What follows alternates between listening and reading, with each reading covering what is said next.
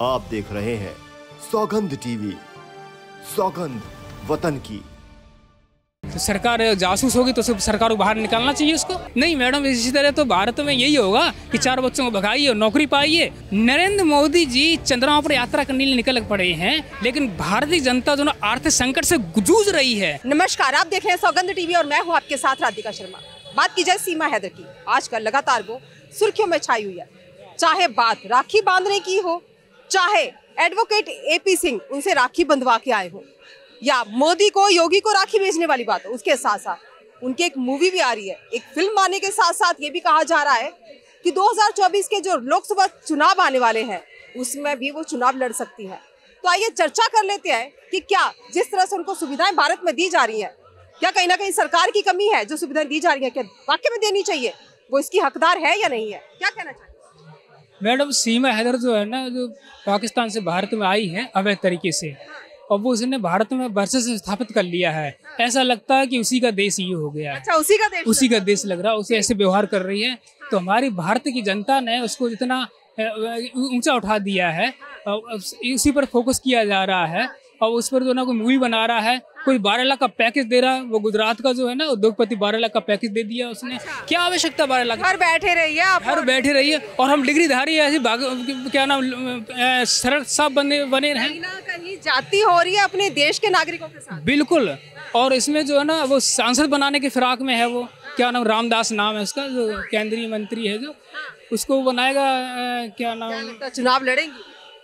चुनाव अगर देखिए क्लीन चिट मिली नहीं, इन्होंने पहले से ऑफर दे दिया है। इतने सारे ऑफर दे दिए हैं, तो क्या अगर मान लो ठीक है पाकिस्तान और भारत में आके कोई हमला करता है तो जिम्मेदारी इन्हीं की होगी जो ऑफर दे रहे हैं। अच्छा, अगर ये कल को लोकसभा चुनाव में जीत जाती है, उसके बाद ये निकलता है कि कहीं ना कहीं ये पाकिस्तान की जासूसी है, तो सरकार क्या एक्शन ले सकती है? तो सरकार जासूस होगी तो सरकार को बाहर निकालना चाहिए उसको नोएडा टू कराची करना चाहिए। अभी जो है ना मूवी बनाई जा रही है कराची टू नोएडा, अमित जानी बना रहा है जो। अब जो है ना बनेगी मूवी नोएडा टू कराची बनेगी। और अगर मोदी एक्शन नहीं लेते हैं तो इसका प्रभाव जो है ना, इसका कुप्रभाव ये मोदी की चुनाव पर पड़ेगा। अगर इसको यहाँ पर भारत में उसको स्थान दे दिया जाता है तो ये स्थान अगर मिल गया तो मोदी पर कुप्रभाव पड़ेगा और मैं इसका विरोध प्रदर्शन करूंगा। अच्छा, यूपी से करूंगा जी, यूपी से करूंगा इसका विरोध प्रदर्शन। जो ये ऑफर दे रहे हैं इस प्रकार का, क्या आवश्यकता ऑफर देने की इन लोगों को? विरोध प्रदर्शन से क्या कुछ फायदा होगा? मैडम, विरोध जनता को जागरूक करने के इच्छुक। जनता जागरूक हो जाएगी?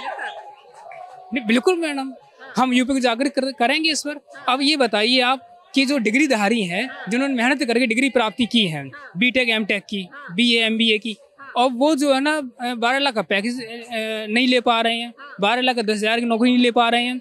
और ये जो है ना सचिन जो 9वीं फेल है और जो सीमा हैदर पाकिस्तान से आई, उसको 12 लाख का पैकेज दे दिया जा रहा। वो गुजरात उद्योगपति पैकेज दे रहा है। क्यों दे रहा? क्या वजह? 4 बच्चों को लेकर आई इसीलिए दे रहा है। वो ऑफर दे रहा है 4 बच्चों को। इसी तरह नहीं मैडम, इसी तरह तो भारत में यही होगा कि 4 बच्चों को भगाइए और नौकरी पाइए और सांसद बनिए, हीरोइन बनिए।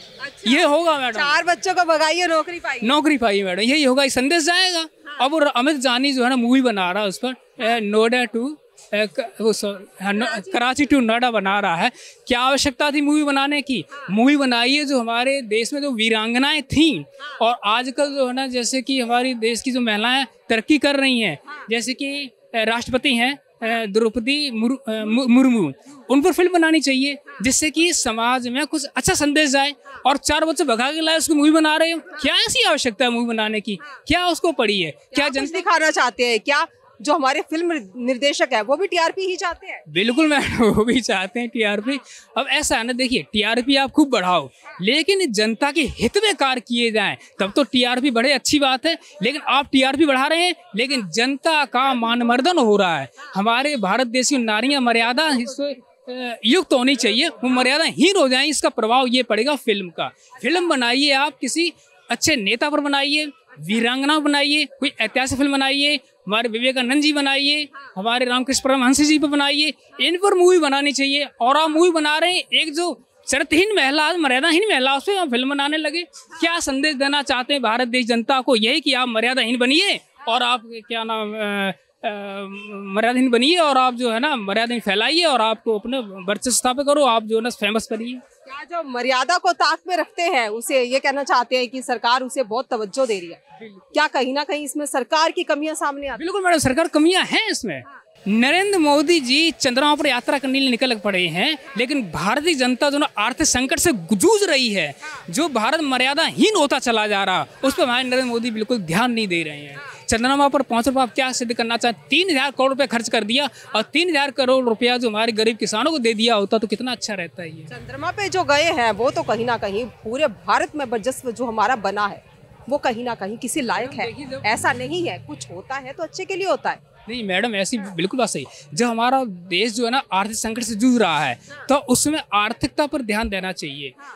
और तो जो उपलब्धि हासिल किया कहीं ना कहीं ये भी जरूरी थी। मैडम ये उपलब्धि ठीक है, लेकिन सबसे पहले अपने देश को देखना चाहिए था। जो हमारी बेरोजगारी फैल रही है, जो हमारी भूमि की हनन हो रहा है, सड़कें चौड़ी हो रही हैं और क्या नाम हाईवे बनाए जा रहे हैं, हमारी भूमि कितनी कम पड़ रही है। और जब भूमि कम हो जाएगी अनाज कहाँ से पैदा होगा? हमारे गरीब किसान जो मैं तो जमीन से जुड़ा हुआ है, मैंने गरीब किसानों को देखा है, मैंने सब पूछा कि आपको नुकसान हुआ तो इसकी क्या भरपाई मिलेगी क्या आपको? भरपाई बिल्कुल मिलती है। आपको क्या लगता है भरपाई नहीं देती? मैडम बहुत कम मिलता है। इस पे जो है ना जो हमारे जो बीच के नेता हैं वो हड़प कर जाते हैं, उनको पूरा तक पहुँच भी नहीं पाता, कहीं की ऐसा भी होता है। जी इस पर ध्यान देना चाहिए मैडम। सीमा हैदर की बात, जिस तरह से मूवी मिल रही है, साथ साथ में चुनाव मिल रहे हैं, कहीं ना कहीं संदेह पैदा करता है जनता के दिलों में कि क्या यह जासूस हो सकती है या कल को हमारे देश के लिए कोई नुकसान हो सकता है। आपकी क्या राय है? अपनी राय हमारे साथ जरूर साझा करें।